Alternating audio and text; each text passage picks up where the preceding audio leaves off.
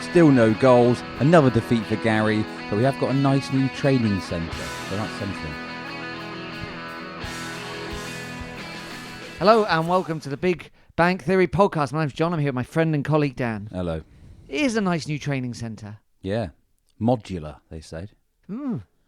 That just sort of means you can clip it together, like it's made out of Meccano. Oh, I thought it was like blokes down Brighton seafront fighting rockers.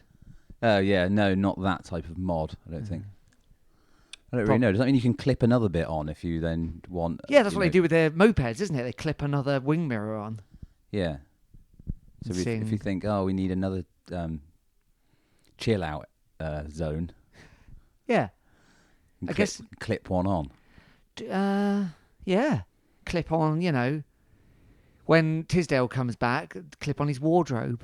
Yeah, he will need that walk-in wardrobe, won't he? He would need it.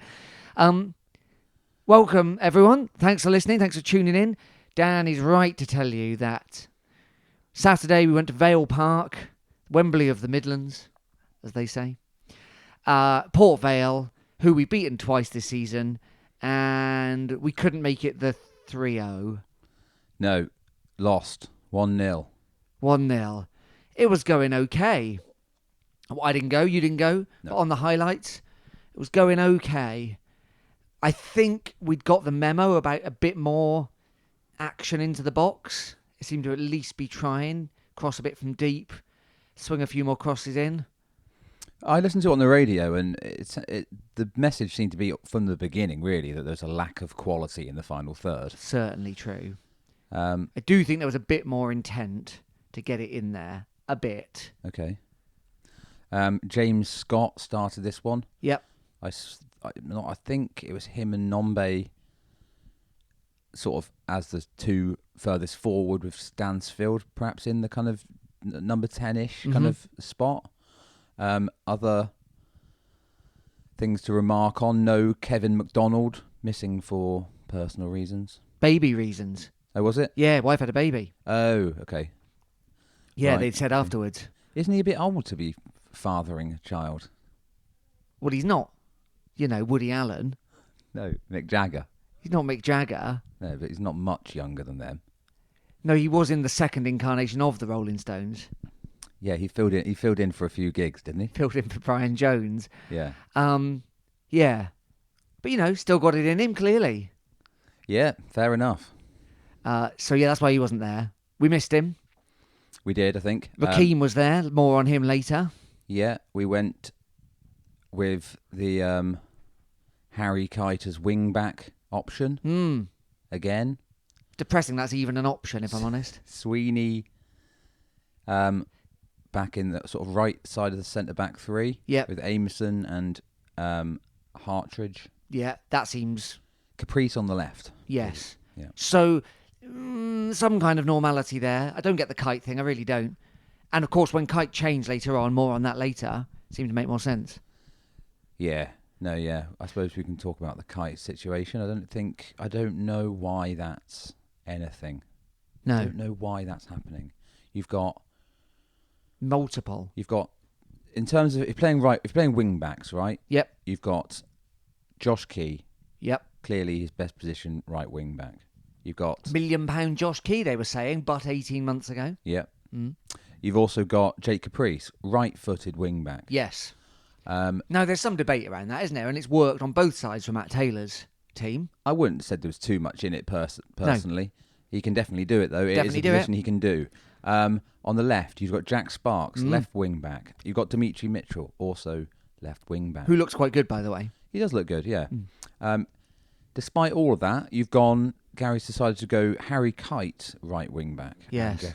And Jeff Capes, yes, left wing-back. Jake Caprice. It's odd.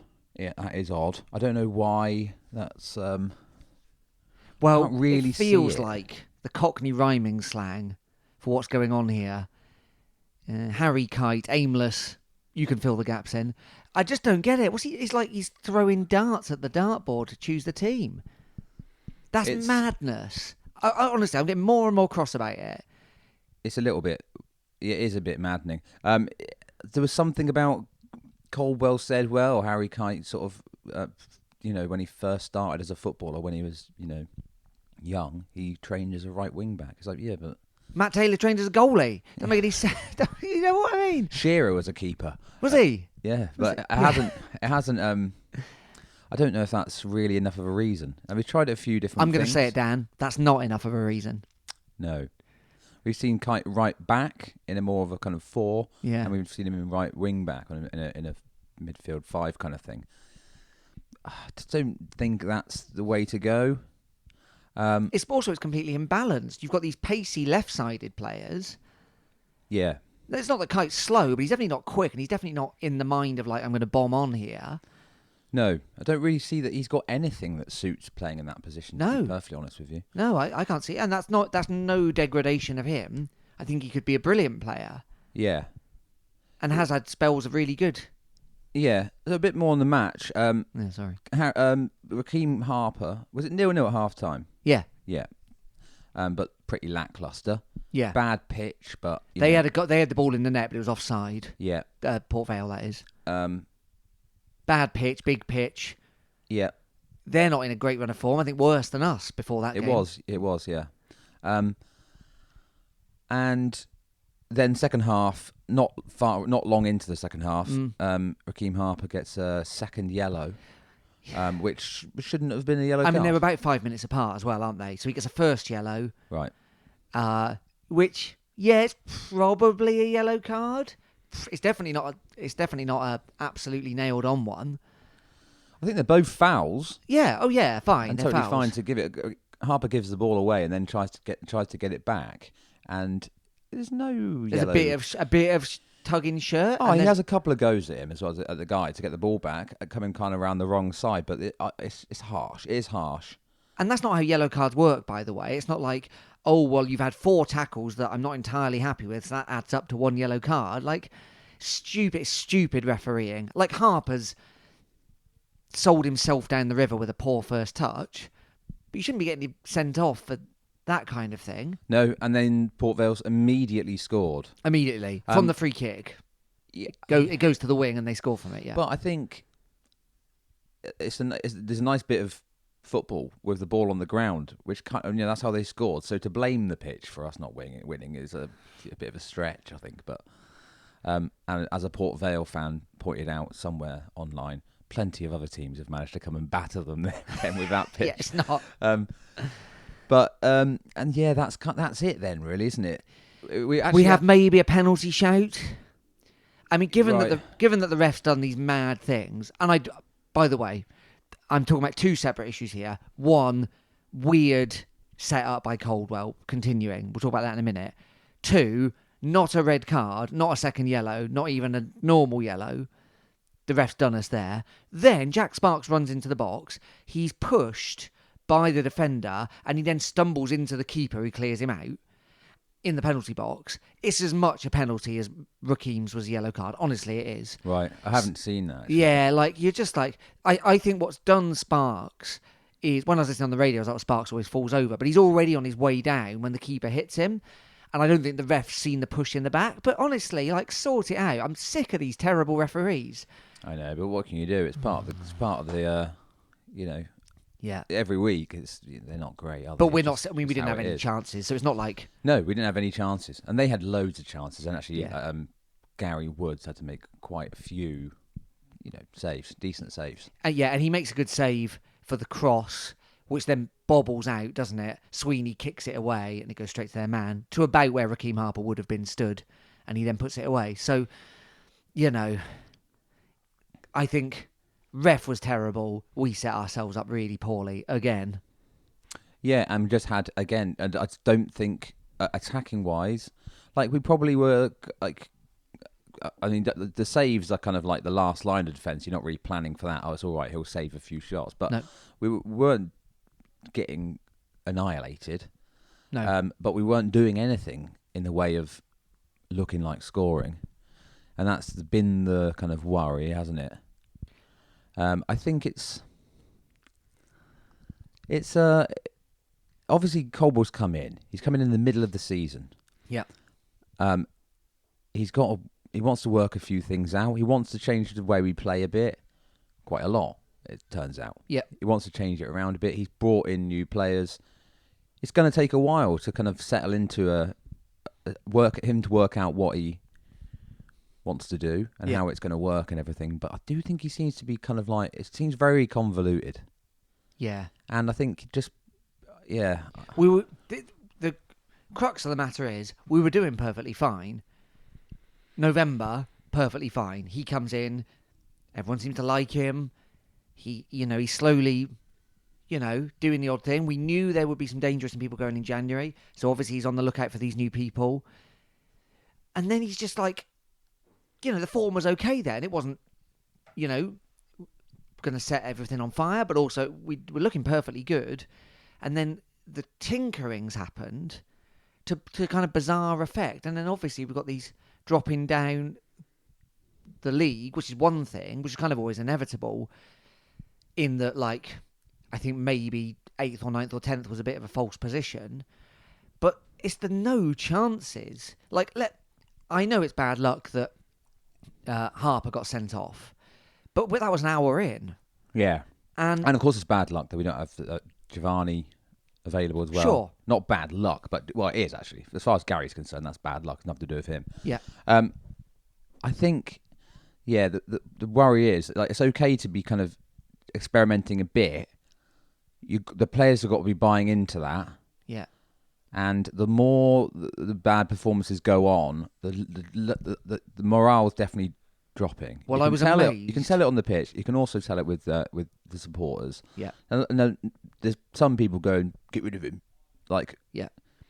And that's too far the other way. Yeah. But there's definitely kind of like an unsettled kind of atmosphere amongst the supporters. Yeah. For sure. Because, of course there is, And I think it kind of races against time, really, because if it doesn't work, if the things you try don't work, then the players are kind of going to lose faith in it, you know. And I think some of them look like they're not quite sure what's going on because it's like changing every single week. Collins, I think we've noticed a decline in his form since Corbell took over, actually. And I think perhaps, I don't know if Collins isn't the most intelligent player in the world. I think he needs a very clear idea of what he's supposed to be doing. And when everything around him seems to be changing every week, different people, like either there's different positions, literally, there's 1 week there's wing backs, the next week there isn't. Yeah. Or it's different people around him. I'm not 100% sure he really knows what to do. And it could be that, Yeah, no, I agree entirely. And the thing that troubled me, actually, Harper gets sent off. It's not a yellow card. It's certainly, therefore, not a double 2 yellows and a sending off. No one even complains to the ref. No one even looks up. Off Harper trudges. Like, he has a word and says, really? Yeah. No one else.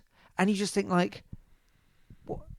Are they just like, this is inevitable? Our slide towards mediocrity is inevitable now. And that really troubled me. Yeah, it definitely seems like the morale looks low from the kind of players' body language, doesn't it? Yeah. Yeah, I don't know.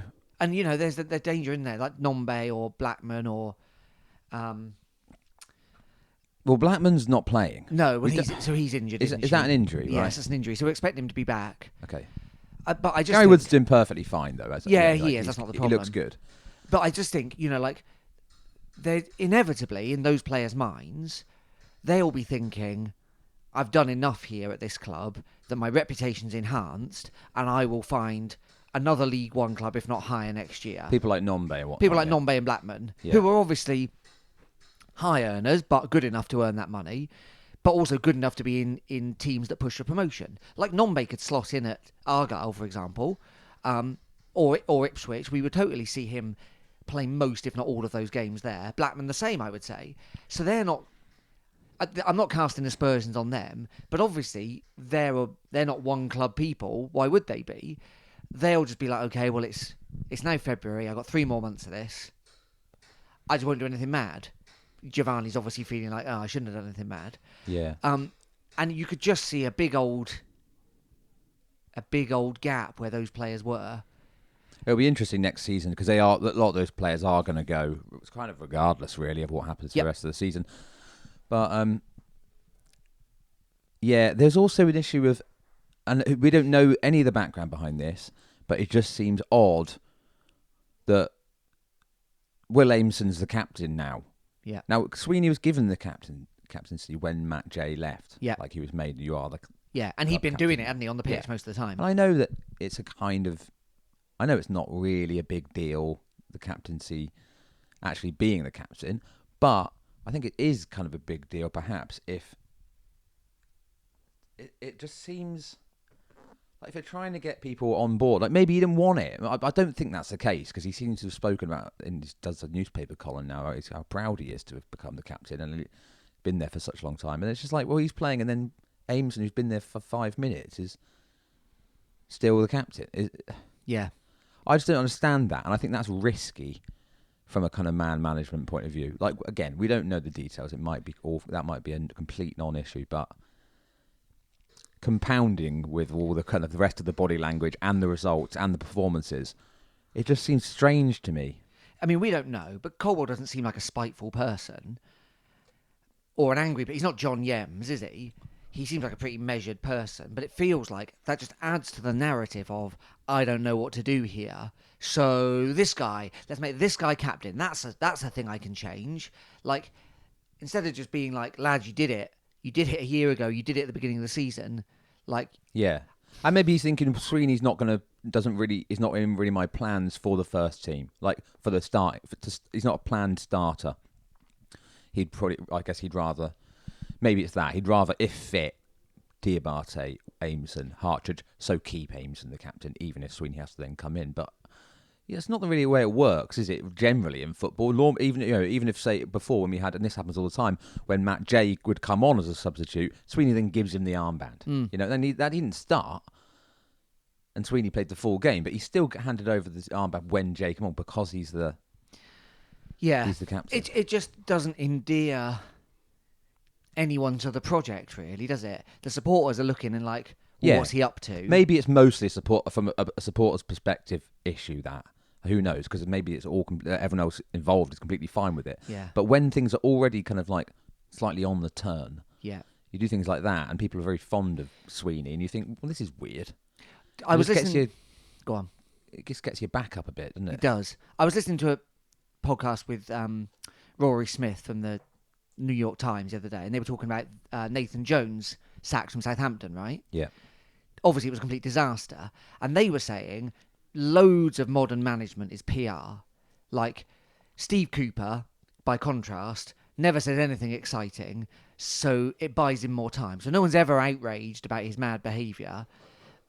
So football's all that matters. Therefore, when the football's good, that's all that matters. And when the football's not good, they're like, well, he's not doing anything else wrong. Whereas Nathan Jones came in and did mad things, and the football was bad. Yeah. And with Colwell, you're like, both things are going on here. The football's bad and he's doing mad things. Matt Taylor, you could never accuse of doing mad things. Tisdale, you could. So that's the contrast, isn't it? Taylor was exactly what we wanted at that time. Yeah. And Colwell, on the surface, appears much more like Matt Taylor. All these things are fine as long as as long as the results are going your way, aren't they? But as soon as they don't, people start to question everything that you do. Yeah. And yeah. So we're not in a position yet where anyone's going to be thinking of changing the manager. And even if they were thinking, I'm not sure how we even go about doing that under the kind of setup we have. But say, for example, we lose the next 3 games. Yeah. And don't score, or don't score many. Yeah, then public opinion is very much going to have taken a big shift towards the being very dissatisfied with what's going on. This you can see it already now. So if I put that as a worst case scenario, the next 3 games, lose all of them. Yeah. And that is going to happen. That is going to be the kind of the feeling around the supporters. Yes, and there's the other factor, isn't there, which is unfortunate for him. We've got a very rough run of games at the end of the season. We're in big trouble, aren't we?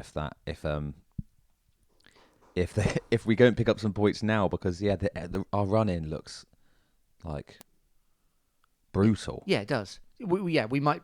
Well, on current form, we're not picking up any points. No. In those bigger games, and I absolutely agree with you. 3 games, 3 defeats, or even 3 games, no goals, and maybe a draw, suddenly, well, not even suddenly, but the picture is quite different. Yeah, I think football's such a kind of like, as well. It isn't just. It's not so clinical. I mean, if you come in and make changes, if the players aren't on side, and again, this is speculation because we don't know what they feel. They might be all really hyped on the idea and being like, no, we're fully behind this and we don't mind the changes every week and we're learning new things and it's going to take time. If that's the case, great. But if not, if you don't have a happy workforce, then you're in big trouble. Do you mean, especially in League One, it can make such a difference. And while I'm all for the players learning new things and being challenged in new ways and knowing what it's like, Harry Kite now remembers what it's like to play right wing back or right back. Unfortunately, this isn't the time or the place. This can't be that thing. Like, when I know it, I think it's brilliant that when kids play 7-a-side now, they're told very clearly the results don't matter. But unfortunately for Gary Caldwell and for Exeter City, the results very much do matter. And we were in a good position that meant we didn't have far to go to see out the season. We're now in a more precarious position. Yeah, that's what I mean by running out of time. Like, I don't mind a bit of experimentation because he brought in new players. Yeah, You've got different ideas. You can't change people's kind of. You can't change players kind of overnight into kind of like fully adapting into new systems. But I don't know if it helps that it's different things every single week. no. Matt Taylor did this a little bit. Like, it's all with Taylor. It's all very rose tinted spectacles now under the circumstances because the end was so good. But there was points during his time as manager where we weren't happy with kind of some of the kind of way he went about things. We would try and match up against teams. Yes. You know, we talked about that at the time, I remember, and we didn't seem to just go like, no, we'll do our thing. But and then at the end of his time there, that's exactly what we did do. Yes. Do you know? But Taylor, in League Two, unfortunately for Gary Caldwell and the board, we've spent a very long time and an awful lot of groaning to get to League One. Like, it took longer than it should have, if we're honest, given the opportunities we had. We got to a number of Wembley finals. Well, yeah, we were one game away on, 2 or 3 times, yes. whatever it was, 3. And there's no reason to think that wouldn't happen again if we went back down. It's a competitive league. Teams like Wrexham and Notts County coming back into it, it's only going to make it more competitive. We've got to League One.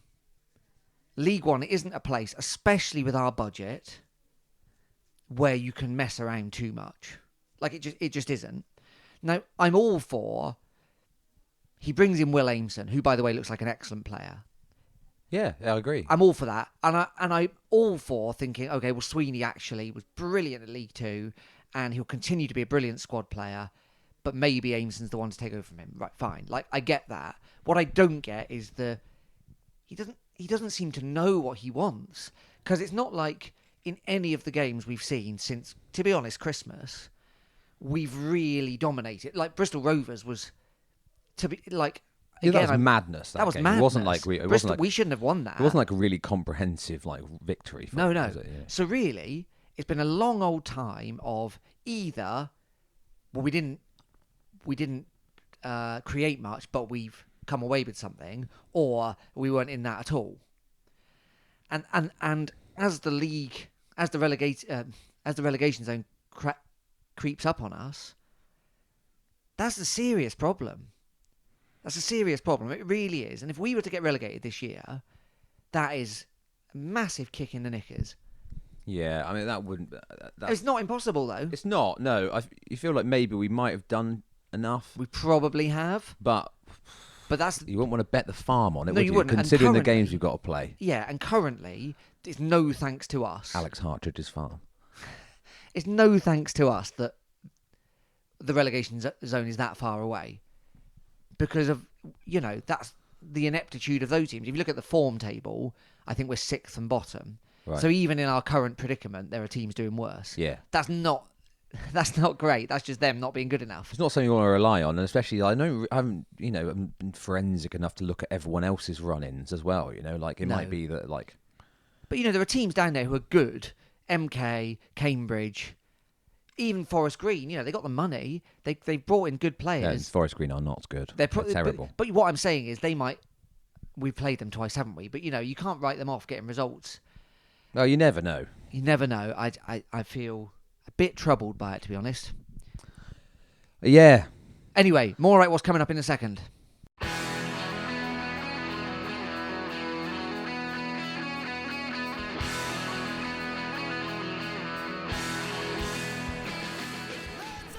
Welcome back to the Big Bang Theory podcast. Remember, you can tweet us at Big Bang Pod. Big Bang Bod. Big Bang Bod. That's what that's what this is. Woo! You can tweet us Big Bang Pod on Twitter, at bigbangpod@gmail.com on email, and we're on Facebook as well, the Big Bang Theory podcast. The league table then. Argyle have dropped from the top. Lol. It's still pretty close up there. Well, them and Wednesday are top, both on 68 points. That's by the by, to be honest. Exeter City currently sitting 13th. We've played 32 games, which is more than some of the teams around us. Just to give you the facts, I suppose, MK Dons are in the 21st position, which is top of the relegation zone. They've got 29 points. So that's a 10-point gap at the minute. Cambridge on the same number of points, 29, as a Morecambe. Morecambe on 28. Forest Green sit bottom, 22. Yeah, so we've played more games than only two other teams have played the same number of games as us. That's MK and Bristol Rovers, and then Forest Green and Oxford have played one more than us. Everyone else has played less than us. So 10 points could quickly be eroded. It's closer than you'd like it to be, isn't it, Certainly ideally? is. 39 points could well see us stay up, but it'd be very close. That would be losing every single game for the rest of the season. Yeah. So 50 points should see us safe, we think. Yeah, that's loads. Thinking about how we've been playing the last few weeks, and the kind of like you think, up like, 11 how are we going to points. get 11 points from all these games? So we've got Cambridge next. Cambridge next. They sit in 22nd. St James Park. They are playing tonight, Tuesday, against Fleetwood. They won at the weekend. They won at the weekend, but their form's been a bit bad before that. They're minus 25 goals, which is second worst in the league.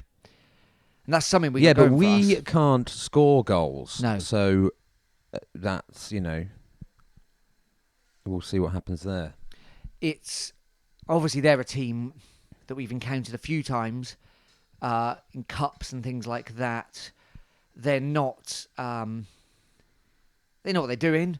No one seems to really be scoring for them either. So Sam Smith and Ironside, their top scorers, have only got 6 each. Right. So it's pretty rubbish. Sam Smith's too busy, I suppose, is he, on the red carpet? On the red carpet with his large clothes. Yeah.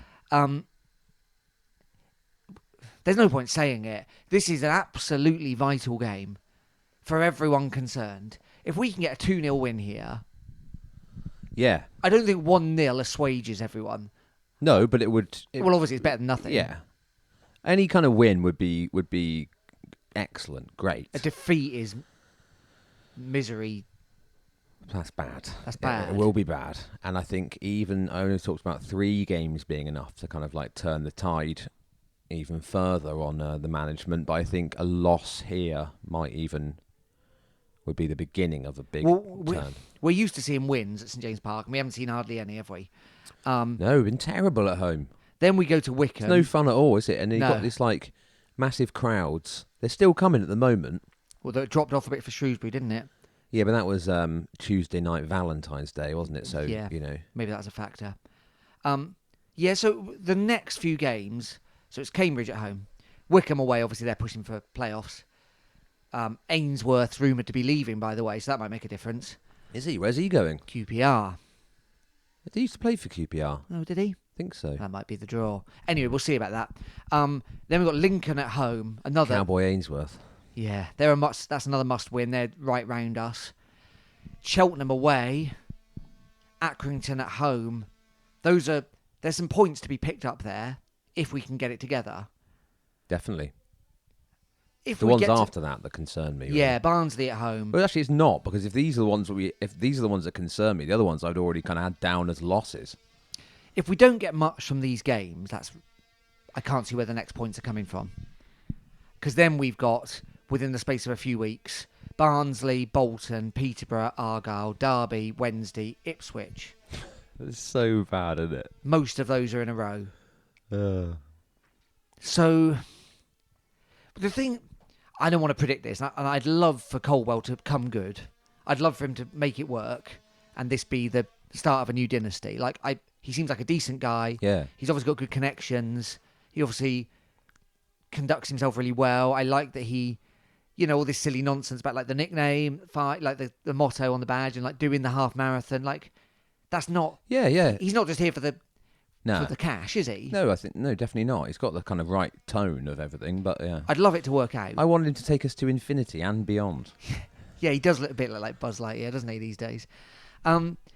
But my concern is, and this if is... they did a live action Toy Story, Yeah. you could have him as Buzz Lightyear, couldn't you? You could have Matt Taylor as Woody. He's a bit too kind of stony faced, isn't he? All Woody's quite a sort of smiley guy. Yeah, right. But I agree they both got kind of like slightly long heads. If that's what you're getting at. Although, of course, Joe White's got the thin, long head. Joe White could play Woody, but maybe a bit young. Maybe a bit young. Yeah. Who's going to play Mr. Potato Head? Sweeney. Yeah, okay. Anyway, we are not accustomed to sacking managers. We don't do that. The Trust has never sacked a manager. No. Well, de facto sacked Tisdale if you want. No, that ended. We stopped his rolling contract, which is different, and we offered him a new contract. That's not sacking someone. No, but it's like, that's what I mean. It's de facto sacking. Yes, isn't it? and it was that was really hard to do. Obviously, Tisdale's got a lot of baggage. Colwell's got no baggage. Yeah, but Tisdale's baggage is Louis Vuitton. And he's got an add-on modular building to put it all in. Can we get our heads around what needs to be done before it's too late? And what does that mean? Like, do we have in our brains now who are we bringing in if Colwell goes? Or do we think, who cares if he brings us down? Like, what's the attitude here of the board? We don't know, do we? Because we've never been in this situation. I see what you're saying. Yeah, no, I don't think we do.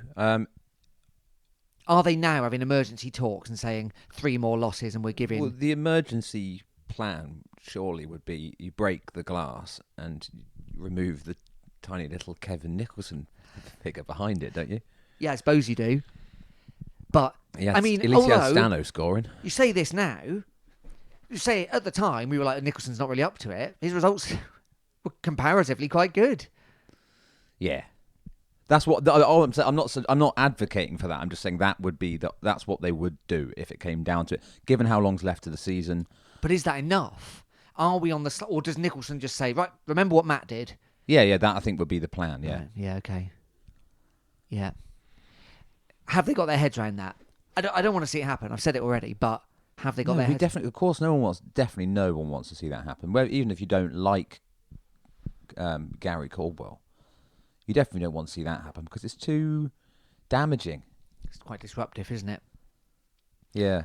We had a lot of managers apply, and I'm sure loads of that was based on, Taylor being given time and Tisdale being given time. And Yeah, how many of them had a PowerPoint? Well, this is the accusation now, isn't it? Good at interview. Yeah. That's what I'm saying. Like, 3 more losses. Everyone's going absolutely spare. Everyone looks at one another and shrugs and says, we don't know what to do. Give it to Taggy. Taggy's out there with a whistle on. Yeah, well, that's one option, isn't it? There's one option. It's not one I'm interested in. No. I just go and support Exmouth, I think, or something, if that happened. If Taggy is manager to the end of the season, you're supporting Exmouth. Yeah. All right. I think I'm just deferring my supportership until he goes again. Yeah, so that's where we are, I think. Big game Saturday. It's very important, isn't it? And then, the other thing to say is, of course, Giovanni. Oh, yeah. Last week, we was due in Magistrates Court. It was, I've forgotten what the word is, but nothing really adjourned. happened. It was adjourned until March. Yeah, that's bad, isn't it? Well, that's... Just in terms of, like, wrapping this whole situation up so we know one way or the other. Yeah.